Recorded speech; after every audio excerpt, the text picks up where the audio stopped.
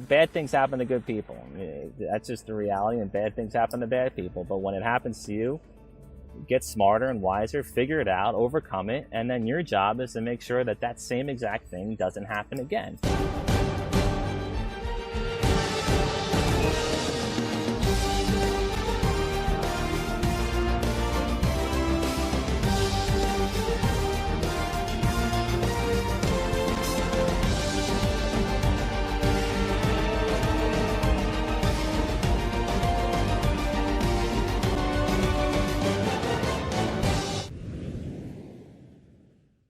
Okay, so we were talking about the accident. So again, already super successful, already like talk to me about all the companies, talk to me about where you were, tell me about what you were working on.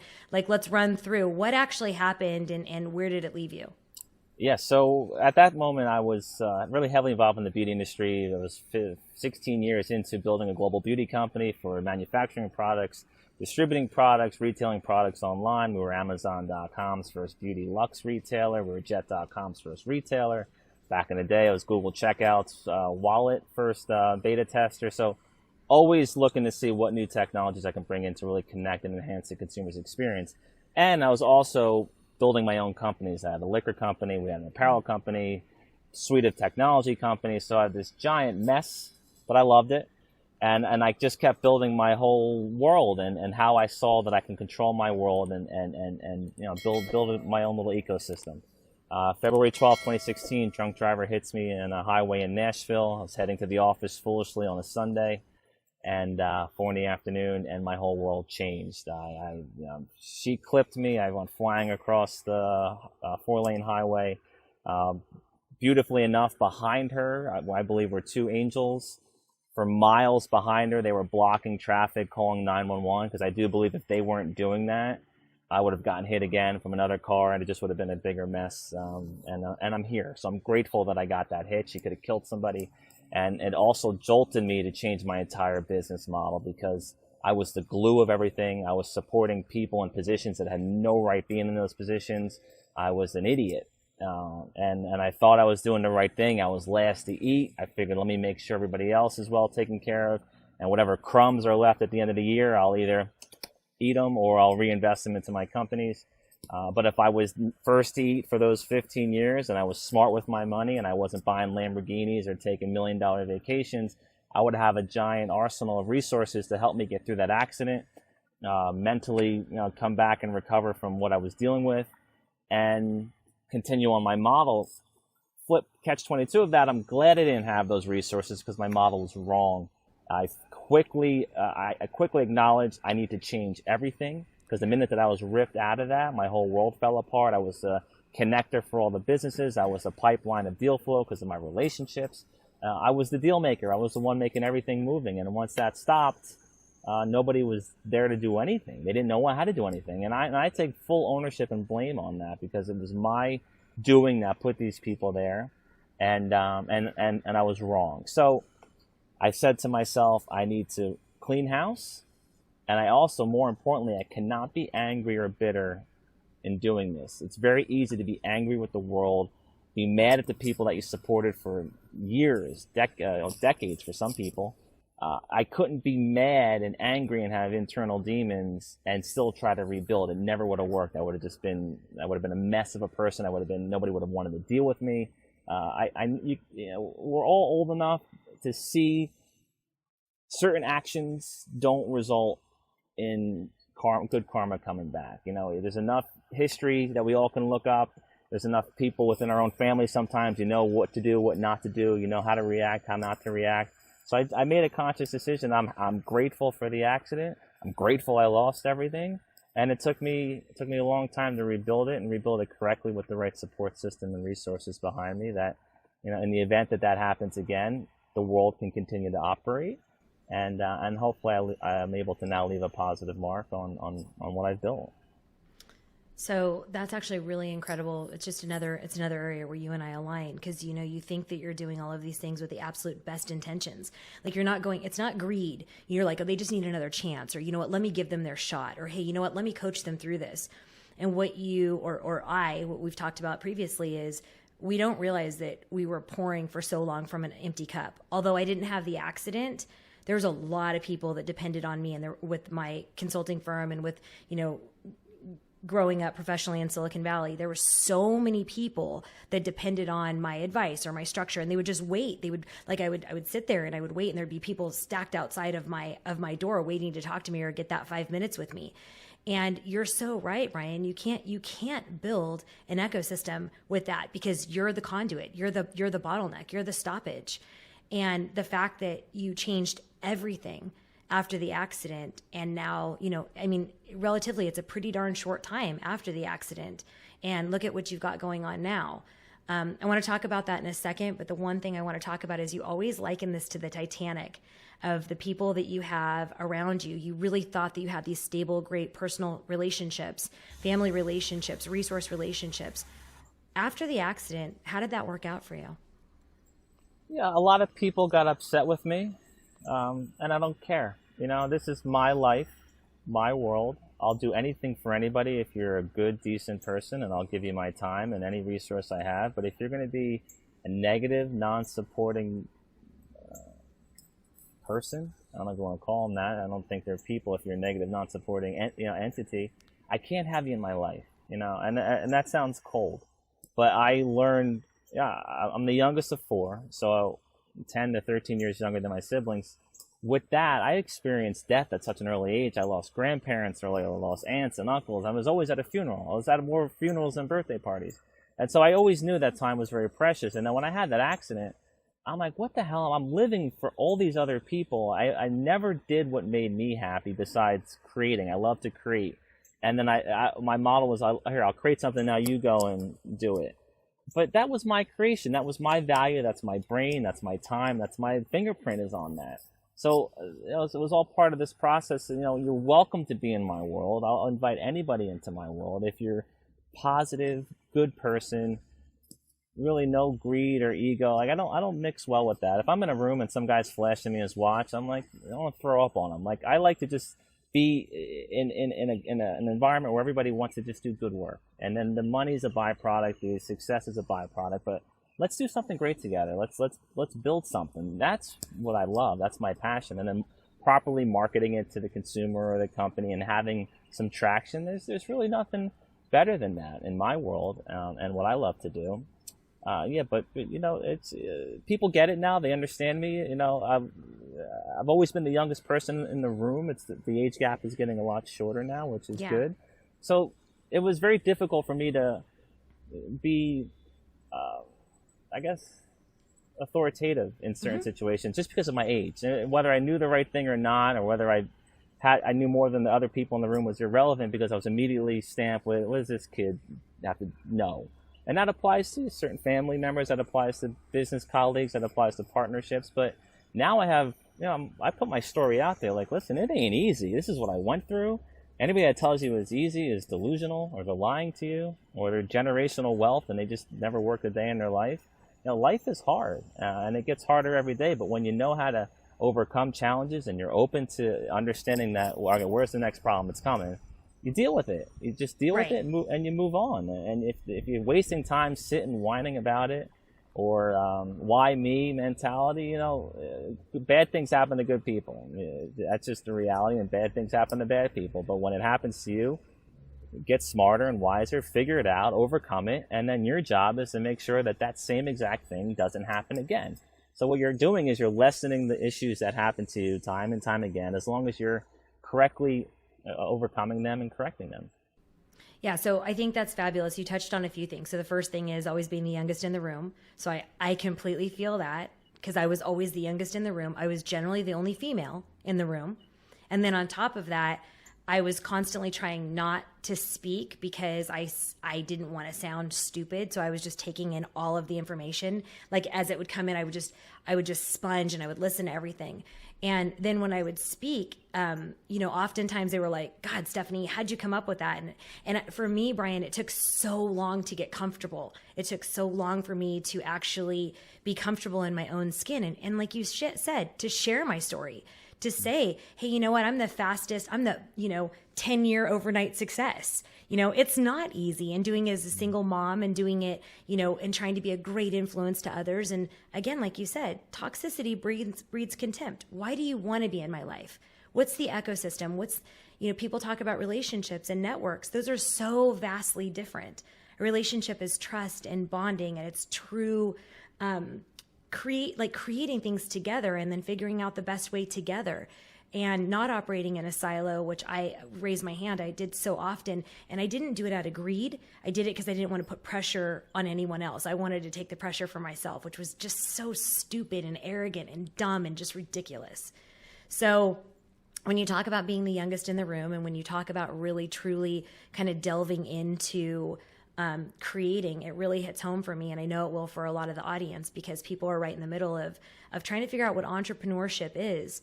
And one of the things I say all the time is, if you're looking for like a quick buck, or you're looking to be a multimillionaire, you're looking for that Lamborghini or that watch like you brought up, you have so long to go to create resiliency and creating your business model and creating a sustainable business. So I'm so happy that you brought that up. Oh, my pleasure. And I'm so proud of you. Keep doing great things. Thank you. So another thing I want to talk about, and I just actually recently looked at this yesterday, Brian. So I know you say this a lot. I know you just say this a lot, but I looked at social media yesterday in preparation, and you say time is our biggest commodity, our most precious gift. So I have been saying this for my entire life. Tell me what it means for you. Like, if you're explaining this to a young one, or you're explaining this to a very young entrepreneur, talk to me about how you say, hey, listen, pay close attention to your time, because tell me what that is. It changes throughout the day depending on the situation, but in the general sense, you can make and lose money. You can make and lose things. We know, present day, you can't make any more time.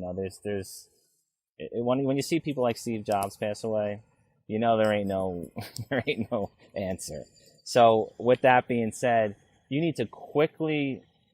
Here's why I love people that infiltrate my world, because they showed me a vulnerability.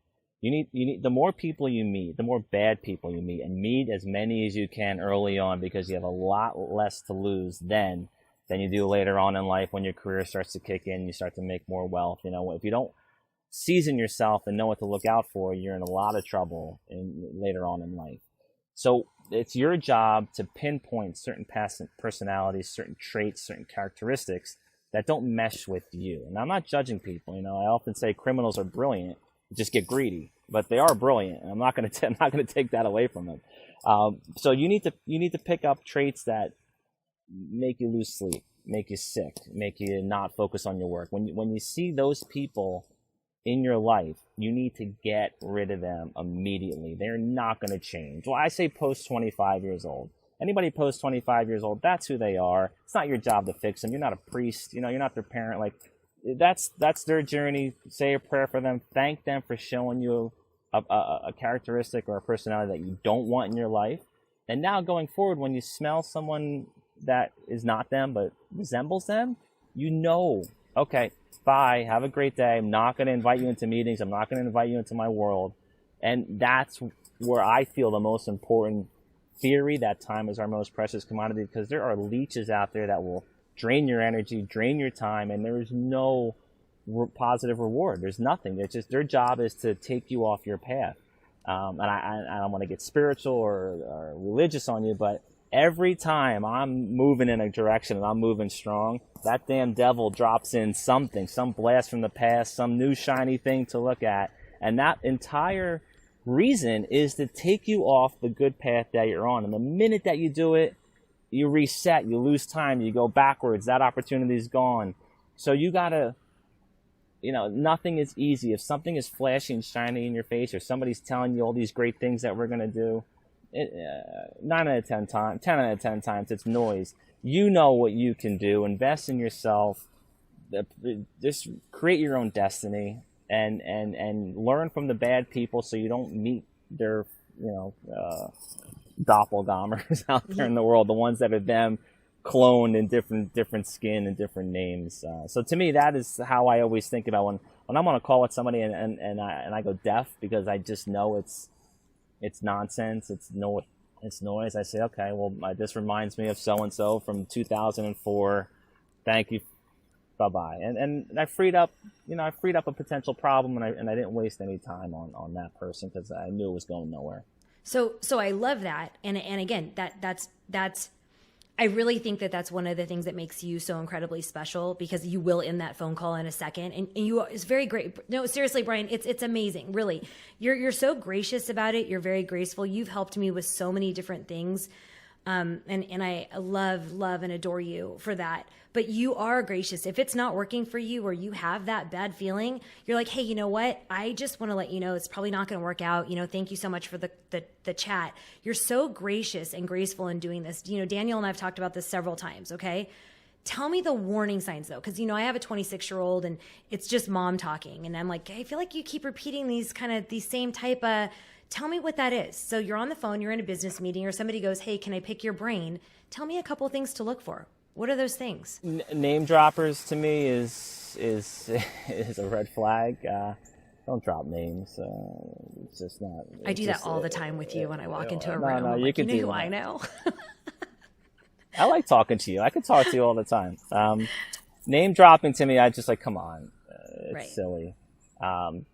Because there's really no merit or meat behind that. They're using somebody else's name that maybe they were at a conference with 10,000 other people, and in their mind they're justifying that they know that person or they were in a room with that person.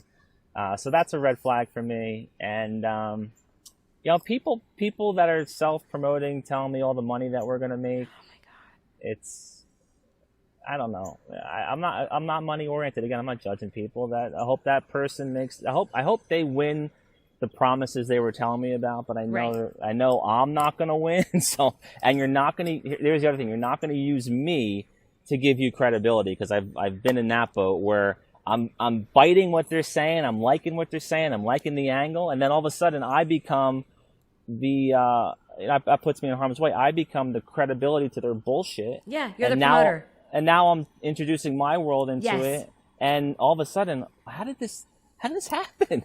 This isn't even real. I'm involved. I brought in my legal, my accounting, our compliance. I have my best business partners. And now I have to immediately say, guys, I effed up on this. Yep. I take ownership. It's not the guy's fault. I bid in.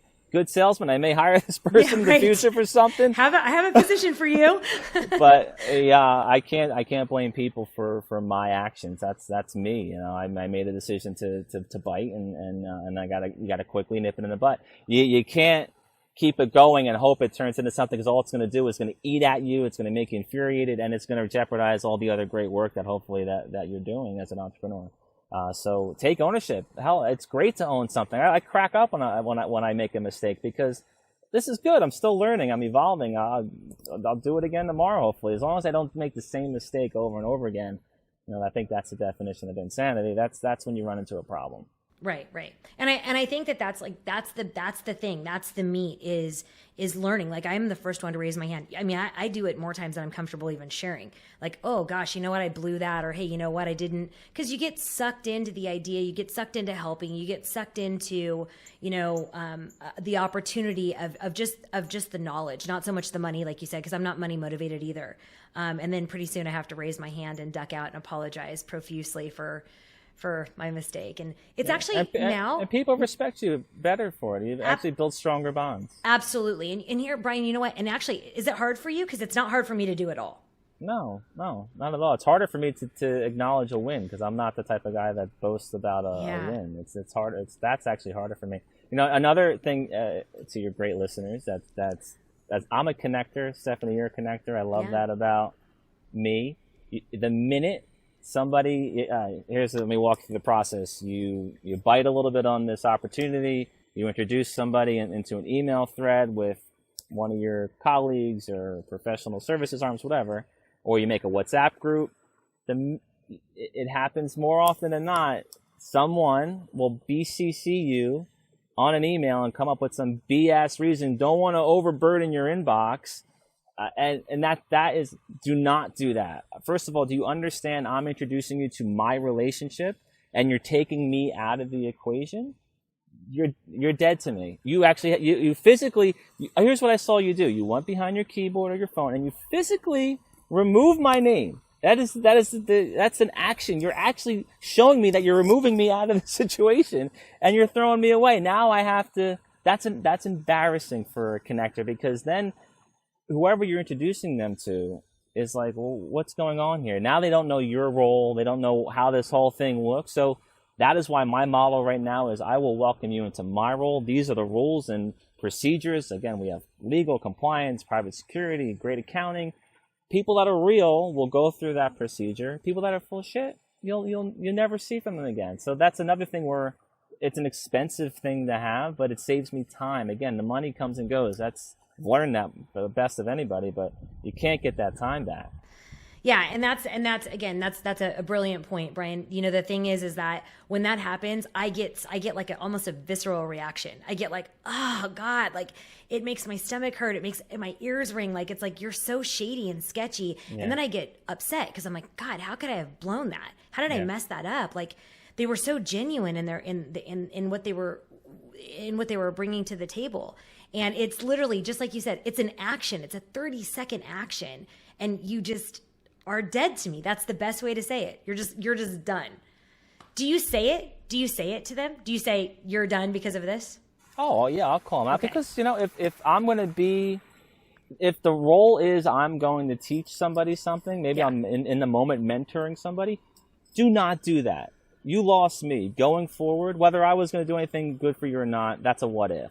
But you lost me. Don't do that going forward. Treat that person with respect. And because maybe my job in that moment is to shake somebody and say, what the hell are you doing? That was the most idiotic, unprofessional, unacceptable move in the world. It made no sense. And you don't just go and hijack or steal somebody's relationship. If you're going to do it, at least do it cleverly. Right. Wait a few months and figure massage out the it a little they're going bit. To, and then show up and say hi and grab coffee. Yeah, don't be so shady. Yeah. But that doesn't happen to me now. It happened to me a lot, and I would just, like you said, I would sit there and just feel very upset. But now, because here's the procedures. Right. We'll take this is what it is. We'll take it, to the next steps after you go through this process. I love that. Okay, so let's jump into a few more business things. Okay, I was reading a few of the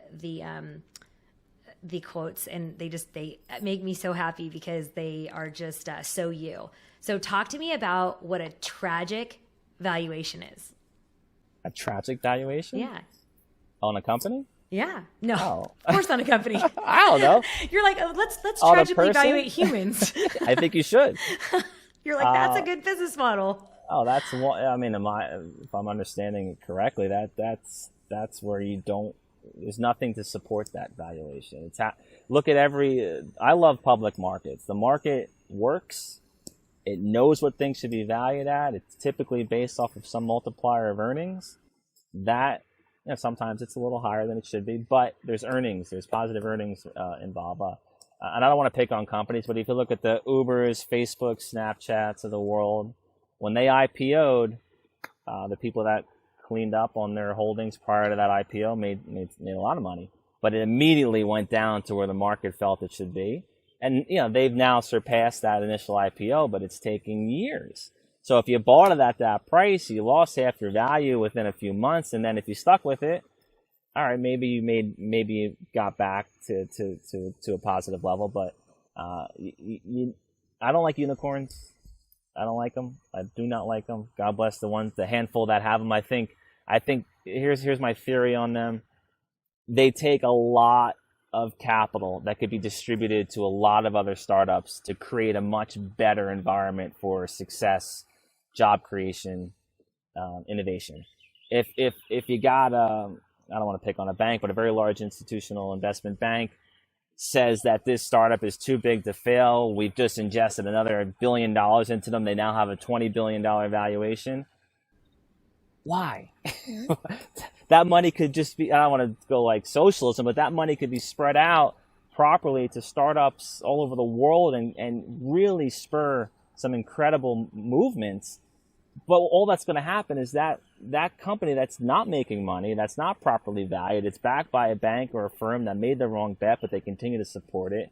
If it does have an IPO moment, the market's going to laugh at that. It's going to get destroyed. So tell me why you think that. So in my opinion, and obviously I don't have a finance background like you do, okay? But I see that happening actually more and more and more. Why is this happening?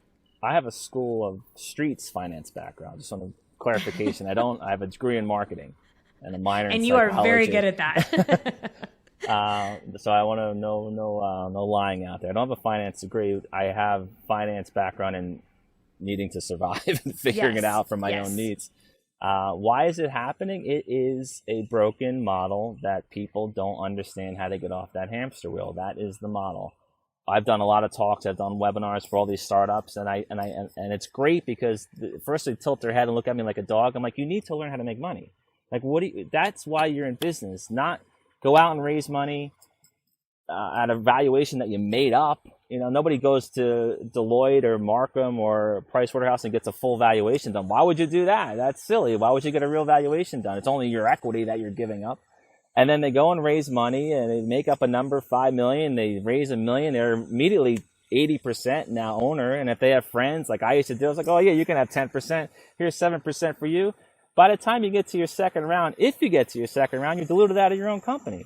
So what are you doing? If you find the need in the market, you fill the need. If you took the risk, I love that you took the risk and got out of the corporate world, or you're no longer a teacher and you want to go and be your own business person. That's amazing. I'm addicted to people like that. I love that. So you took that initiative, and then it's not anybody's fault. They get lost in the process. They think they have to raise money at a valuation, which ideally, if you're not making any kind of revenue after your friends and family round, you need to figure out, did you really create a product that the market needs?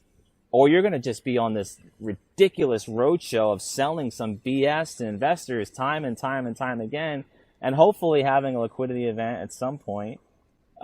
People get very sidetracked when they read an article on LinkedIn, and this infuriates me too. When they see some startup or some firm raise millions of dollars, tens of millions of dollars, hundreds of millions of dollars, they immediately feel inadequate about their momentum, and I hate that. They start to compare themselves to this other company. They get lost. They lose their confidence, and then that's usually the first or second domino where they get deflated. I don't know if you've ever watched these startup pitches, absolutely. But the first startup pitch, you see these people are like, doing the best pitch in the world. You can see the fire in them, and they're loving it. By like the 10th one, they look like they're giving a eulogy. There's nothing in them anymore. They're completely it's a shell. Toast. They're toast. That's because they went on that process, and I don't blame people. That's the way it's been done. That's the way the investment banking world works. That's the way the accelerators or startup, what do they call it? Incubators work.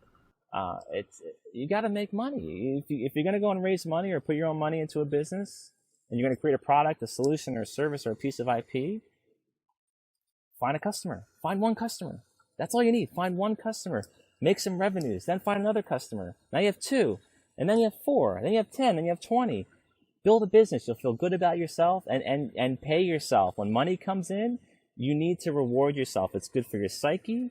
And that's what we're wired to do. You work, you get rewarded. You work, you get paid. If you're not paying yourself and you don't become your own bank for your own company, then you're doing it wrong. And I could say that straight face because I did it wrong for 15 years until I got into an awful car accident when some drug addict drunk almost killed me. And I thank this person. How bizarre does that sound? I thank this person for allowing me to see all my flaws and what I was doing wrong. And I needed that to change my world. And I don't want anybody to have to go through that. And hopefully when I speak, it resonates to people to look inward, look at their company, look at where they're at, and find a way to start generating some earnings, because that's going to keep you in business, and that's going to keep you happy and your mental health stable, and it's going to allow you to grow.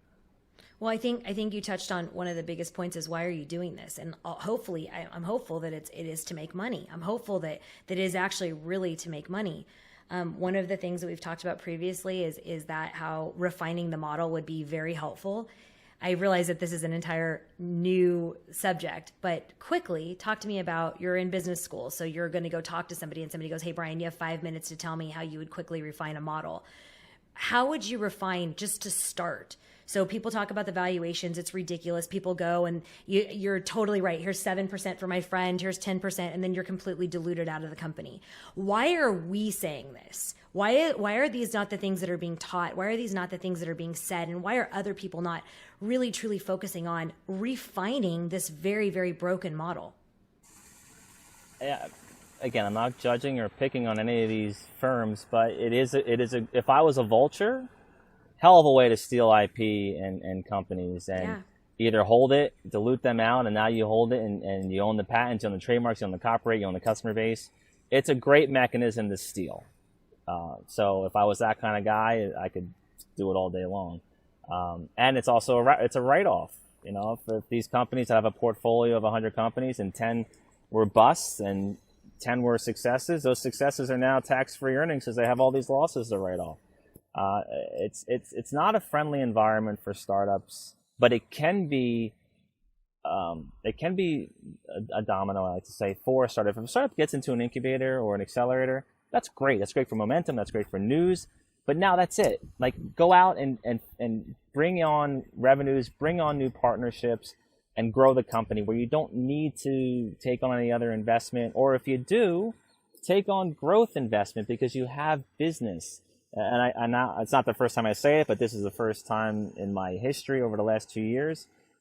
Amazing time to take debt. And I would be allergic to saying that word, but they're giving out money that's basically free.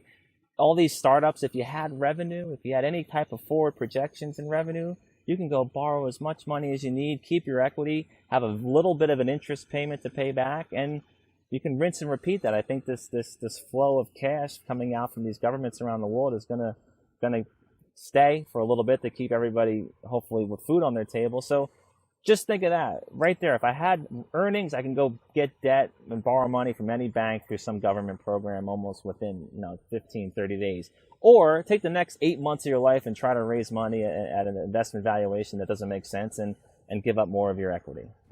To me, it's a no-brainer, but that's okay. So that is extremely valuable for all listeners, including, it doesn't really matter young or old. I think that's incredible because people are so afraid, as you said, of taking on debt. Right now, there's a 20-something in front of you. They have no idea what they want to do, but they know that they want to start a business. They're in front of you. Nobody else is listening. Nobody else is watching. You find that they're fairly smart. They're smarter than the average bear. What do you tell them to do? Have they done anything yet, or this is a nope? They're 20 concept? And they're like, I don't really love college. I mean, but again, smart, super, super smart, hard worker, dedicated, but they just don't really understand what they want to do next. I'm going to need a lot more questions for them, but let's say they want to launch a product. Go out. I'll walk you through something I did, which I loved. I'm not going to give away the product because she hasn't officially launched it yet. But a dear friend that I have from San Diego, she came to me 2 years ago with this incredible concept. Let's just say it's a consumer product for young females. Mm-hmm. Loved it. And my beauty background, I said, that's a hot product. That'll sell. So she knows the industry. She went to the large retail stores. I won't give away a name, but it's got a bullseye. Sometimes they have a dog in the commercial. And they had this whole thing where, maybe we'll take it. We'll need 100,000 units. They have a lot of stores. They have an online store. So maybe they'll take 100,000 units, blah, blah, blah. So she came back to me 2 years later and was like, I'm going to need to borrow like $500,000 just to get the production run. Maybe they'll sell through. Maybe they won't. And I said, what the hell are you doing? And she's like, what? Isn't this great? I'm like, this is terrible. And I don't mean to be rude with you, but 2 years ago, I said, this was a great product. There's still nothing in the market. Why haven't you made one? She's like, what are you talking about? I'm like, you don't need to go and do, and again, I'm speaking because I went through it. So I wasn't just rude to her, but right. I was a little forceful. It's like, I wanted her to see it. You don't need to go and get a production run of 10,000 units from this manufacturer. Go online, order all the pieces individually, create the packs yourself, get business insurance, get your trademark, get your website up, make 100 units. I want you to make 100 units. I want you to get your logo printed on. I get all the resources. Within 2 weeks, she had 100 units made. They blew me away. They looked better than I would have probably done on that kind of mission. And she sold out them to her friends and family. I'm like, now you're in business. She was $3,000 out. She's profitable on that run. There's no risk. You're in business. You got the right business insurance. You got your trademark, got your website, got a great brand. and a great product. So now her whole world changed. She's no longer living in fear of how am I going to get this run going with Bullseye, and being in debt in the hole. And hopefully they sell through, because if they don't, she's got to take them back, and she'd be out of business. Right. And if she did raise money and go on an investment round, she'd given up all of her equity. So now she owns the whole thing. She's in business. And it's amazing. Like right. That's Brian, what I would walk somebody through. But see, again, Brian, that's your special sauce. And exactly how much did you get for that? What was your consulting fee? No, you just jumped in and helped and said, hey, don't blow this and go do this over here. There's so many that are not you that, again, see it as being vulturous and go and jump on top of that and be like, oh, yeah, absolutely, we can do this because we have the relationships to do it. What I continuously tell people is do it yourself. Like, you build this. This is yours. You know who this fits. You know the market. You understand the label. You have this all envisioned. Don't be, I won't tell you the word, but just do it instead of just not doing it. So you're right. And I love that about you. Okay. Last question, I promise. And then I want you to come back tomorrow and the next day and the next day and the next day. Let's do it. Let's create a joint show. I love it. That's awesome. Okay. No BS, Brian and Stephynie. No BS. Okay. Let's do it. That's perfect. I want your name first so I can be second. No, because SB wouldn't work. Let's SOB. do no BS. You That's SOB. Great. Do we know anybody with an O? Maybe. We'll think about that. Okay, Brian, seriously, and I know that you don't like to get super personal and stuff. I just know that you don't. But what keeps you up at night? Like, what are the challenges and the problems, or what do you wish you could help? Well, hold on. What do you wish you could help more that you haven't figured out? Or what is it? What is it that keeps you up? For most of my young adult life to probably a year or two ago, I make myself sick. I've given myself shingles, Bell's palsy, all from stress, all from nerves, all from worrying about things that I can't control. You know, I had to reprogram my whole brain. I'm Italian, Sicilian, so I will get emotional and I can react with the best of them. But that's embarrassing. You know, I've been in rooms where I flipped tables in my earlier career, and that's, you know, I used to say, hey, at least I have passion. No, that's embarrassing. That's not who I want people to remember me by. I want to be the guy that they can rely on, someone that was stable, and responsible and rational. So, you know, not to sound arrogant or like I'm lying, nothing keeps me up at night. I worry about my parents' health. They're not well. So things like that are natural. Yeah. But I built a world where I control my world. If I mess up, I got to deal with it and figure it out. I don't, you know, a lot of people worry is always about somebody else, right? Yeah. Somebody else doing them harm, somebody else attacking them. Like this bee that's trying to kill me right now. Somebody that's... I love the control, though, Brian. I love the control. You're like, I am not going to swat you away. They sense fear. Like people, they sense fear. You can sit on my shoulder and we can talk about honey. Let's talk. Let's just have a conversation. Don't be toxic to me. I won't be toxic to you.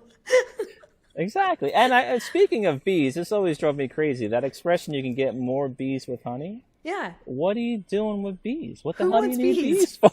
So, and why are you using their own product to get them? That's awful. It's awful. It's like feeding a chicken salad. It's not nice. So that's our first episode of No BS. No BS. Okay? We just, like, that's going to be the first episode. I think we should do it. I'm going to talk to the producers about doing it. It'd be so fun. It'll be fun. That'll be great. We can get people that speak like us and understand the world and just tell it how it is. That would be... Okay, we need more of that. I'm putting that on your agenda. I'm not even kidding. Let's do it. All right, that's awesome. I don't think I finished my answer. You're not done. But the bee was distracting me. I was distracted by the bee. Anyway, what keeps me up at night is not overthinking other people's decisions or actions that affect me, because I don't have that. And if there's a problem with one of our businesses, like that's where I shine. I love that I can quickly come up with a resolution. Every problem I ever was faced, I flipped it into a positive. I created a great opportunity. I created great business partners. I just look at the world differently. There's always a solution, but you can't do that if you're not calm and your emotions are at ease. It's never good to go into a decision with a reactionary response or an impulsive. You got to take a minute and just it's unfortunate, especially with what I do. I got to think 20 steps out, but my mind just works like that, so it's not hard. And think of every decision, what's that gonna trigger, and then kind of like some of those movies where you can see the guy's brain connecting all these dots. I do that. I love that. The more dots, the more opportunities, the more pivots, the more solutions, the more angles. But if you can come to a place and control your own world, don't worry about things you can't control because it's just a waste of time. And invite only a small. Stephynie, what you do in your job. I mean, you know how to keep your inner circle tight. And for me, it's me and 2 dogs. And sometimes I'm like, I don't trust that one. Right. You gotta keep. You're like, that one's iffy. That's how I feel about the kids. I feel like that about the kids. I was like, I liked you yesterday, but today, I don't know, not so much. That's side eye. I don't know if I trust that. But yeah, a small inner circle means less issues, right? Less people with their own ideas and thoughts and problems, and the quicker you can acknowledge somebody that should or shouldn't be in your life, and you just gotta, I fire people from my life all the time. It sounds cold, but it's my life. I think I have a right to decide where I want to eat, who I want to be with, who I want to hang out with, who I want to work with. I say what kind of bottled water I want to drink. Like, I have decisions. I make decisions all day, and it also can decide who can participate in my world and who shouldn't. And thank God I made some of the list. I would just be devastated if I didn't make that list. You're special. You're a rock star. I'm honored to be chatting with you today. So thank you so much. Yeah, no, I really, really, really, really appreciate you taking the time. And every single time, Brian, I literally get so lit up. And it's, at this point in life, we've talked about this before, I don't seek validation from anybody. I just kind of know who I am and I feel really comfortable with it. I don't have a ton of very close friends. And I'm really good with that. I'm actually I created this. I created this on purpose. This was my purposeful way of deciding who I was going to be and what I was going to message to the world. But every single time I talk to you, I leave with such a calmness and a stillness and such an amazing, fulfilling, connected presence just being with you. So I can't tell you how much I appreciate you, and I can't wait to start No BS. That's right, No BS. It's going to be a platinum award-winning show. I feel it. Thank you so much for your time today, and I look forward to doing this again really soon. Thank you, my friend. Have a good day. You too.